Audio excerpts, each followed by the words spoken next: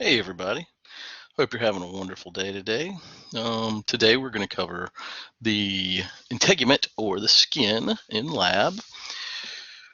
For me, this is on page 7 of our lab manual of the Word book. First off, let's take a look at our primary image for this. This is the model of the skin. Here, I want you to realize when we're looking at this that you can kind of see this line right here separating. You can see this line right here separating, and that gives us 3 different regions of skin. This is skin from your scalp. This is skin from your underarm, and this is skin from the palms of your hands or the soles of your feet. We can look up here and see that that's thick skin. So these are 3 different examples of skin.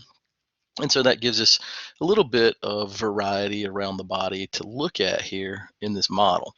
When we're looking, first off, this is very busy. So what I've done is I've tried to blow up some of these and kind of cut it into 4 or 5 or 6 other pictures. So let's start right here. Okay, so first off, you notice, well, let's go back. We're going to start right here and look at the layers. Okay, so first off, you notice at the top that anything that is purple or above is going to be the epidermis. Anything down here that is yellow and below is going to be the subcutaneous or the hypodermis. And so in between the yellow and the purple, this region here all the way across is going to be the dermis. Now you notice that in the dermis is where we have most of our accessory structures, hair, glands, we see nerves here. So most accessory structures are going to kind of be in the dermis mainly. When we look closer, we can kind of see here. I'm going to zoom in. When we look closer, again, epidermis, dermis, and subcutaneous. When we look closer, we can kind of see, and we're going to learn that right here under the epidermis is a little layer called the papillary region. And I'll show you later, these little indentions moving up are called papilla. And because these are called dermal papilla or dermal papillae as plural, then this whole region right below the epidermis is called the papillary region. We can even see some blood vessels in there, and these are referred to as the papillary plexus. Okay. Now, below that area, below those blood vessels, kind of the blood vessels branching out, you see, kind of make a good line to draw. Below that is the reticular region. The reticular region is where we start to see most of these accessory structures really embedded and kind of starting. Now, when we look at this epidermis, it's not easy for us to pick out too many layers. Here in this image, we can see the outermost layer, and the outermost layer is always the stratum corneum. So this more, Caucasian skin tone at the very outer layer of the epidermis is the stratum corneum. As we get deeper in here, we can't really tell the difference in these layers until we get to the very bottom. The dark purple line at the very bottom of this is the very bottom layer of the epidermis, and this is called the stratum germinativum or the stratum basal. I've heard all kinds of pronunciations for that. As long as you spell it right on the test, you're going to get credit, right? So who cares how you say it? So the key here, this lowest layer is the stratum germinativum or stratum basal. Now I'm going to zoom forward over here and get a little bit of a blown up view of the thick skin. In the thick skin, here we can see that it's got a much thicker stratum corneum, and then we can see it's got this extra yellow layer. Only in thick skin do we have this layer called the stratum lucidum. So the stratum lucidum is a very thick, tough, dense layer that helps create that thick skin to be durable, not just many layers, but also the durability of it. Now, here they're pointing out stratum granulosum and stratum spinosum, but we can't really see that. So for this class, we're going to mark out stratum granulosum and stratum spinosum from our list. We're not going to test on that. These are the layers. We're going to talk about them in lecture. We're going to learn some details. So I'll test you on this information in lecture. Now, before we leave this, here's another great area to show us. Here are these little mounds in the dermis, and these little mounds pushing up into the epidermis are called the dermal papilla. Again, one of them is a papilla, multiple you add an E, and the plural is called papillae.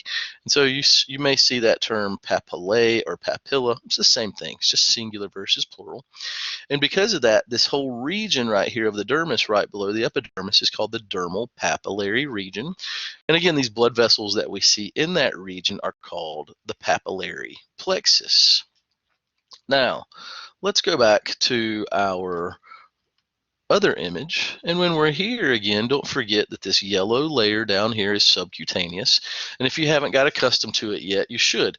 Most of the time when we see yellow in this class, especially in any images, that's going to be fat. That's going to be adipose. So that's what we're seeing here. This is adipose tissue, and it's not, you don't have to label it, but each one of these bubbles is one adipocyte. So it's kind of similar to our picture that we had in the tissue chapter, where we had adipose tissue all clustered together, and each bubble was one of those adipocytes, adipose cells, right? So there, that covers our subcutaneous. Now let's move on and let's start looking at some of our accessory structures. The easiest way to do this, instead of going in order from our list, is more than likely going to be to just kind of start at the top left and move around this model. And let's just talk about all these things as we encounter them. So here, let's start in the top left. Is this this red structure looks just like a muscle on any other model, and that means this is a muscle.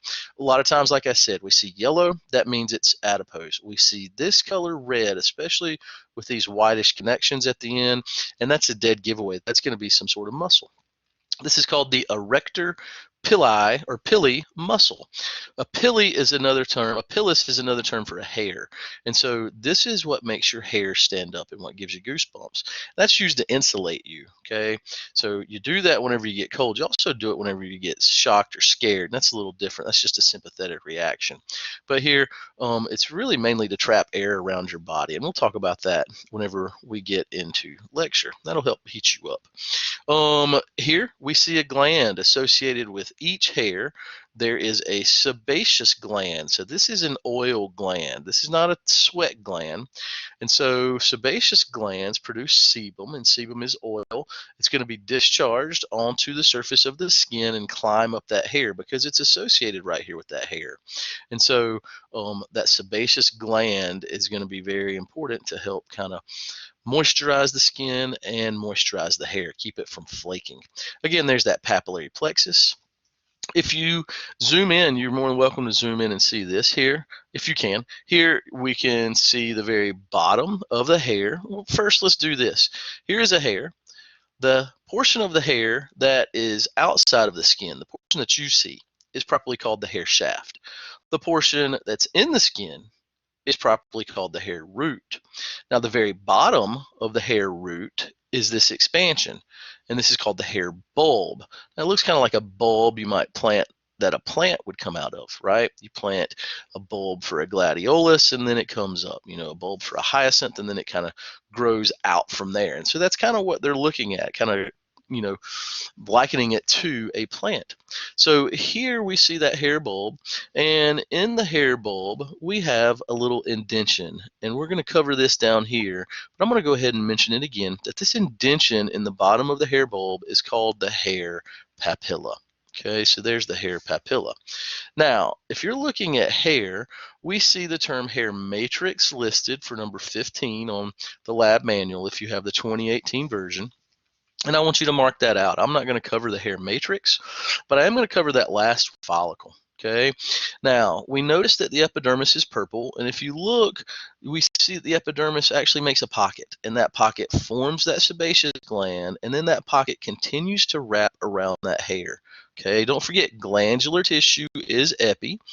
And this epi that surrounds the hair, and we can see it on each of these, this purple outer layer of the root is called the hair follicle. We consider this to be an organ. I kind of put that in quotes, right? But this is considered to be an organ where a hair is growing. And so we'll talk about this in class, how these follicles can become deactivated, and then the hair is going to be shed. Usually you'll regrow a new hair, but if not, then you'll start to slowly go bald. Okay, we'll discuss that in more detail. That should have covered most of the hair things on our list. We'll look again at that hair bulb when we wrap back around. There again is that hair shaft, just for reference if you want to compare it to the bigger picture. Don't forget, here we're in the armpit, in this region of skin. This is that middle region, and it's right next to that thicker skin region. In the armpit, we're going to have a very specific gland that we don't have very many other places. This is called an apocrine gland. Apocrine A, armpit A. That's how I remember it in the very beginning. So apocrine glands are not your usual sweat glands. These make a thicker, stinkier kind of sweat. And this is the reason these kind of pop up actually at puberty, where hair starts to grow at puberty. And so that's the reason that you have to start wearing deodorant and you have to start taking baths, because if you don't, you're going to start stinking, right? Not just from your armpits, but also from your genitals. This is where hair starts to pop up. These pop up as well. And so if you don't take a bath, then you're going to start to stink from not just your armpits, and so that's the importance of being, kind to your neighbor and taking a bath. Next, let's move over here and let's actually cover this gland real quick. When we look at this gland, we can kind of see this one is an outer view, but if we chopped it in more of a frontal section, we're going to see this view right here. This is a chopped open version of this, and so is this one. These are your typical sweat glands. These are called merocrine glands. We see an old school term for them, eccrine or ecrine. So you can still call them that if you'd like. But merocrine is the main term that we use for these. And these are one of the sudoriferous glands. You don't have to put sudoriferous. You can just put merocrine gland. And these produce your typical sweat. Now, when you get nervous, you start to sweat first from your palms of your hands and the soles of your feet, because you have more of these located there than anywhere else on your body. And so this is your typical sweat when you exercise or get hot, but also that sympathetic reaction, that fight or flight, that adrenaline rush, it kind of forces these to start releasing their secretions, and then your hands start to sweat. Okay, we've already mentioned the dermal papillae. We've also already mentioned that stratum corneum.